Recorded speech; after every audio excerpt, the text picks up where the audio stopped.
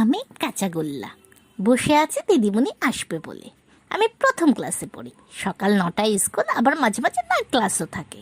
Night ক্লাসটাই আমার বেশি প্রিয়, কারণ তখন প্র্যাকটিক্যাল হয়। দিদিমণি শেখান ছোট আরশোলা কীভাবে ধরতে হয়, বড় আরশোলা ধরাবার টেকনিক। বড় আরশোলার বুদ্ধি বেশি, তাই ধরার কৌশলও আলাদা। উঁচু ক্লাসে উঠলে নেংটি দুধ ধরা শেখাবে। এখানে কোনো ফি লাগে না, মাসে শুধু 2টো আরশোলা জমা দিতে হয়। আর বড় আরশোলা যদি ধরতে পারি তাহলে একটা দিলেই পাস। আজ থিওরি ক্লাস। ভাজা খাবার শরীরের ক্ষতি করে কেন, কিন্তু থিওরি পড়াতে গেলেই দিদিমণি নিজের রূপচর্চায় ব্যস্ত হয়ে যান। ও দিদিমণি কতক্ষণ বসে আছি, খেলতে যাব তো। ওই দেখো দিদিমণি, প্রিন্সিপাল স্যার এসে গেছেন।